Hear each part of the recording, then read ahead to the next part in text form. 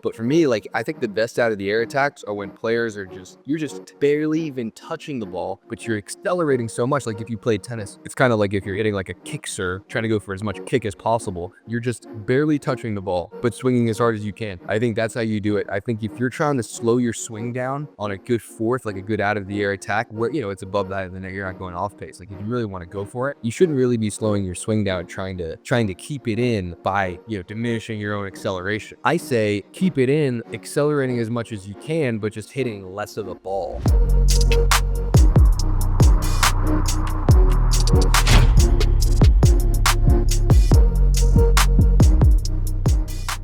What's up everyone, Selkirk Pro here, Jack Sock. Hey everyone, it's John Isner here. We got some insane deals for you coming. Black Friday, Cyber Monday. Anything pickleball related that you want, paddles, balls, apparel, gear, whatever it is. Anything you possibly need to improve your game and have the best in the pickleball world. Selkirk has you covered on Black Friday and Cyber Monday. Go check it out at selkirk.com.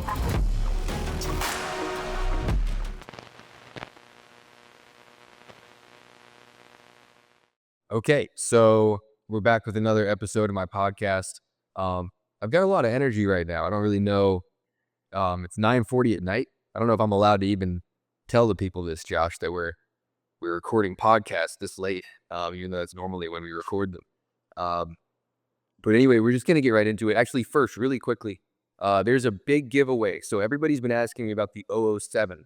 So we're not just giving away one 007. I think we're giving away 7 007. So 7 007 is the new paddle, the one that we were all talking about. All the hype is around it, how it's such a powerful paddle. You can either get the 10 millimeter or the 14 millimeter.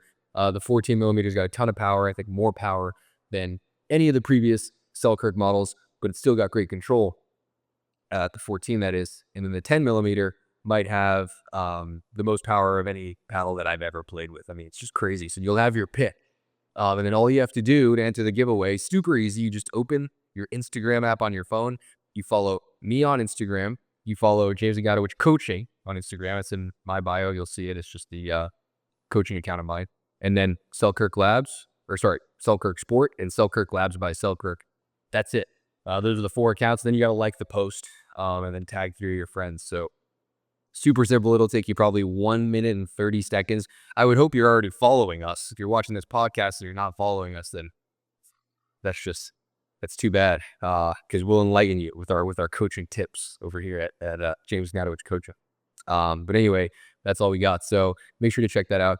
And we're just gonna get right into it. So one of the things that I've been asked a ton recently is, you know, how do you have better flicks? How do you generate maximum acceleration with just a simple backhand flick or a forehand out of the air attack?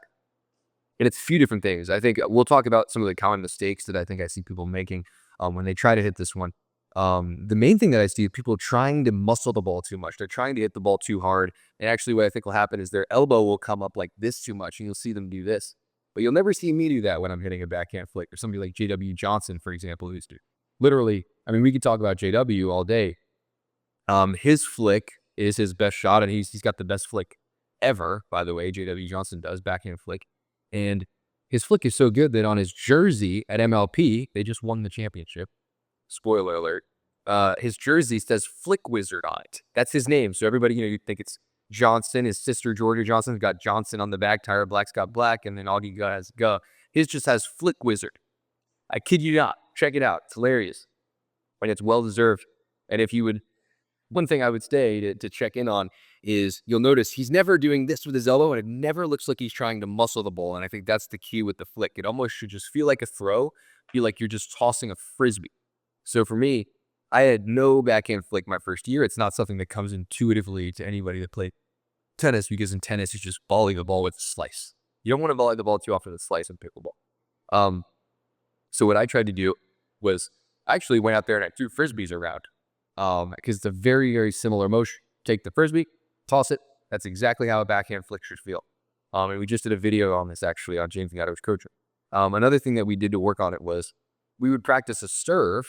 So a drop serve, you stay on the baseline, and instead of serving how you would with a forehand like a normal person, you drop it, it bounces on the baseline, and then you just flick it with a backhand off the bounce and try to hit a good serve. So you'll look at James Ignatowich Coaching, we just posted this a couple of days ago. I'm hitting pro-level drop serves with just a backhand flick. Not trying to brag. I'm just saying that's how much I've practiced that shot. So that's the main thing. The first thing we'll say is it's like a frisbee throw. Your elbow's not coming up. If you feel your elbow coming up above your shoulder, that means you're doing something wrong. You want to have your elbow below your hand, I would say, unless you're making contact with the ball super low. But if you're making contact at chest height, your elbow should not be up here. If your elbow's up here, that is more of a roll. And a roll is something that can be effective maybe if you wanted to just kind of be loose or maybe keep the people back in a way that's, I don't know, less powerful than a flick. Because I've found that even on a roll, you're not really letting your elbow come like this. And if you see people do this on the roll or on the backhand out in the air, you can be sure that they're not getting as much power as they probably could be getting. I think the best way to do it is you meet it out front and your elbow is below your hand if it's at chest height. If it's lower, it's a little different. But the main thing here is your elbow is not going up and down. You don't want your elbow to go up and down. If you feel like that's happening, you're probably muscling the ball too much. You also don't want to feel like you're really clenching your shoulder that hard. That was something that when I tried to teach myself this shot, I found in the beginning I was having issues where I was really trying to muscle it with my shoulder. That's not what you should be doing either. It should feel super loose, like again, last time I'll say it, like you're throwing a frisbee. So we'll talk about the final mistake. People hitting it way too close to their body. People are trying to hit this ball like 6 inches or a foot from their chest. That is not how you do it. Because firstly, if you're trying to hit a backhand flick out of the air at the kitchen and attack people, you want to be meeting it out in front. The more out in front you can meet the ball or make contact with the ball out of the air, the more balls that you can attack. Because after the ball has crossed the net, 90-something% of the time, it's going to be going down pretty quickly. It's going to be on its way down by the time it gets to you. And if it's lower, it's tougher to attack. That's why there's an advantage of being tall, right? You can reach a little further in. So that's why it's super important to be reaching as in front as you comfortably can on the backhand flick. My best backhand flicks are hit, and this is important. Not like everybody else. This is more important than, I don't want to say it's more important than the other stuff. This is, just keep this in mind, okay? My best backhand flicks are hit, like almost full extension. I would say I'm this close to full extension. And that's something that's important. Because I can make contact with a lot of balls and attack a lot of balls that other people wouldn't attack. I'm not the tallest guy in the world. I'm 6'2", so I'm tall. But when I play against other players, I was actually having a great time in Jacksonville with my guy Jared Cohen, and we played with a bunch of 5-0s. There's a great level out there, and a bunch of really good players. And a bunch of them were saying to me that the main thing that they felt against me was that they couldn't really make their drops or their dinks bounce because I could take a bunch of balls out of the air. And it was like oh, James, you're so long, you're so tall. Well, there's a lot of guys that are that tall. I just feel like the main thing that I can do is I can reach fully forward and attack from there. A lot of other people feel like they've got to wait for it to get to their, close to their body to attack it. I don't think that's how you reach your full potential in terms of what you can attack and what you can't. I think to get really good at attacking, you want to be comfortable fully, being at full extension, reaching all the way in and attacking those balls, because you're going to then hopefully making people feel like, Okay, guys, big news. There is a holiday bundle going on here at Selkirk. You can get a SLK paddle and 2 accessories. So that could be balls, that could be a hat of your choice. Any of those amazing accessories that Selkirk has to offer as a part of this holiday bundle, you can get those for 15% off. So I would highly recommend checking it out. And yeah, they're hitting dinks to you that are pop-ups that aren't pop-ups against other players. Like against me, if you're dinking, literally, if you watching this are dinking against me, you'll notice that I'm attacking some balls that normally would not be attacked against you. And that's because I can just reach farther in and attack from there. So that's the advantage of the backhand flick. With the roll, I feel like it's got to be a little closer to your body because it is coming more from the arm. The flick, you can reach all the way, and it's just coming from the hand, from the wrist. And I think you can attack more balls with a flick. I don't have any scientific reasoning behind it. It's just how I feel about it. Okay. The other thing that you can do too that I like to do is I like to lean in a little bit and sort of hit it with my shoulders. So I'll kind of lean in and use my body when I'm hitting the backhand flick. And the last thing I'm going to do is be fading away when I hit a backhand flick. So that's something that I see a lot of people do on both sides when they're hitting out of the air attacks. this is almost as important as the last point. It might even be more important. If you're hitting an out of the air attack, you do not want to be pulling up your body when you hit it. I don't think that helps at all. I mean, if you're attacking the ball, the point of it is to go down, unless you're just trying to hit the guy in the throat, which is, I'll do sometimes. I mean, if I'm playing not usually, right? You want to hit the ball in.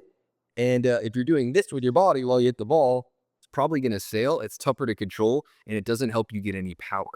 Power comes from body weight going to target, right? If you see somebody throw something, they don't throw it like this, or I don't know, if you're bowling, you got somebody who wants to, well, you don't really optimize for power in bowling.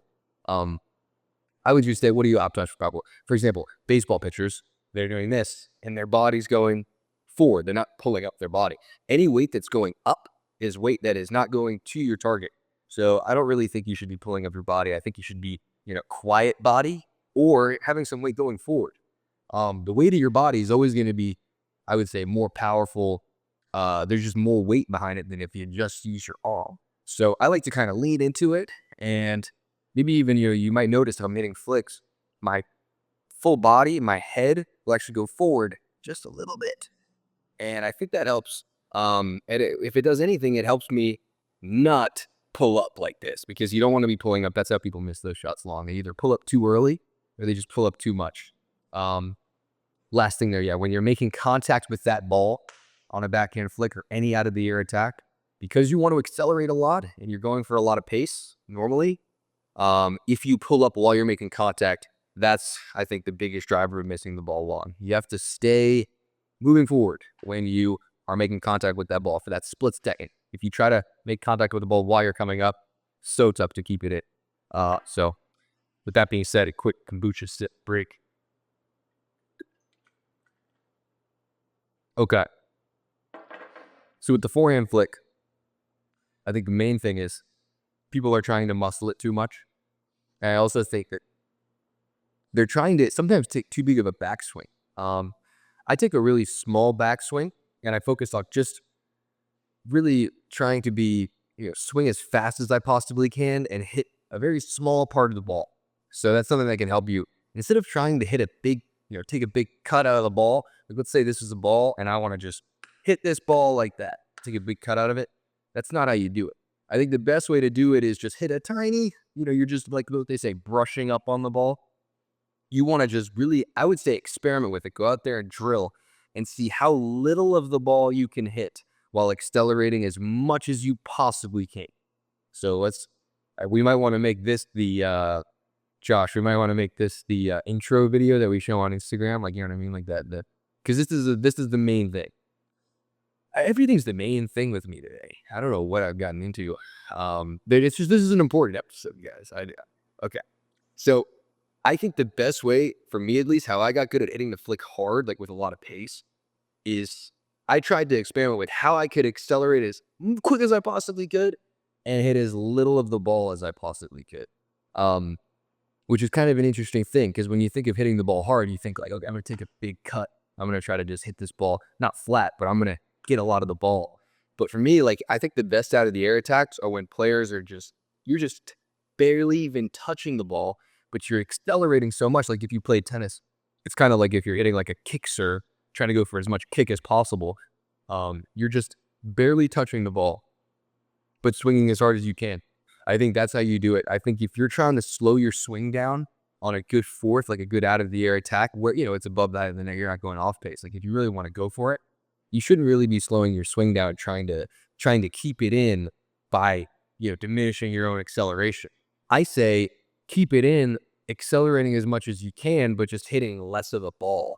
And that's where it gets tough. That's this is an advanced tip sort of, but try that out. Because like, for example, on the serve or the drive, you're never trying to just hit this much of the ball, but on the flick, that's what I do. And I can hit the flick hard with a lot of spin just by I'm not even hitting the ball, basically. I'm just lightly just brushing it, but I'm swinging as hard as I possibly can.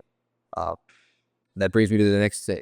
You got to have a strong forearm. You got to have a strong wrist. I work out my wrist and my forearm 4 to 5 times a week. And that's a lot. And I know that a lot of the people that listen to this podcast are like, James, what is wrong with you? For a lot of reasons. but in this case, it's just the wrist. There's a lot of reasons somebody might say that, but I could say the main thing to keep in mind there is that the flick is, I would say, it's not the only shot of pickleball that has a lot to do with your wrist strength and your forearm strength. I think on the serve, it has a lot to do with your wrist and forearm strength. I think any speed up off the bounce on your forehand side does. I think that your forehand drive has a lot to do with how strong your forearm and your wrist is. So like for example, when I got started, I didn't do any of that stuff, and I didn't have as much power as people see today. Everybody watches me play and they're like, James, like your best attribute is that you hit the ball really hard. And that's maybe true, but it's not like I was always like that. I wouldn't just come out of the pickleball womb just crushing a ball. Like I did a ton of work on my wrist strength, and nobody else does it, I don't think. At least they don't tell me. Maybe the other pros are trying to keep it a secret. But it's a big deal, and it doesn't really, people asking for specific workouts, doesn't really, I'm sure you can find a lot of good workouts online for forearm strength and wrist strength, but it's just not preached enough. Nobody talks about it. And it's something that helps a lot. I mean, I was, for example, like the Ranchers GM, this guy, Ryan, I'm going to butcher his last name again, which I hate to do because everybody butchers my last name. I don't like it. And I've never really got, I don't know, it's Ryan D, and he's bald. His Instagram is Pickleball. Shout him out. Literally, by the way, awesome Instagram name. He's the bald GM of the Ranchers named Ryan. And his Instagram bio, his Instagram name is Pickleball. Just thought you guys would appreciate that. And yeah, the guy he's all about the wrist workouts too. He's got buckets where he bucket of rice, and he does this with the bucket of rice. And clearly he's catching on because I saw him at some flicks at the last practice, and he's hitting some good flicks. So yeah, keep that in mind, guys. Work the wrist, work the forearm, and that's about it. We've got the PPA Finals coming up. I'm super excited about that. I'm playing with Etta Wright and Matt Wright, playing with the Wrights. Obviously, it's tough to get into the PPA Finals, the top 8 players in the world.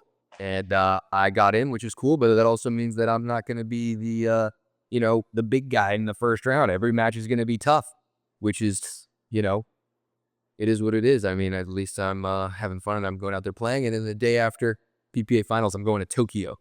So I'm going to Tokyo for a week, which is going to be awesome. Shout out to Quinn Riordan. Quinn Riordan set that up for me, and his great wife, Rika. Rika just got bronze in the 4-0 Hawaii Pickleball. And that's, I'm keeping up with her progress. I'm keeping up with everybody's progress. I'm super excited to go to Tokyo. We're going to get a lot of content. And if there's anything you guys want to see from me extra on my James Ignatowich coaching Instagram, let me know in these comments or any of these comments, because the Instagram, my coaching account Instagram is blowing up. We got like over 9,000 followers. We're doing 4 posts a day. We're just putting as much content as we possibly can out there and seeing what happens. So we're open for advice because we are running out of ideas. So yeah, that's all. Thank you for watching.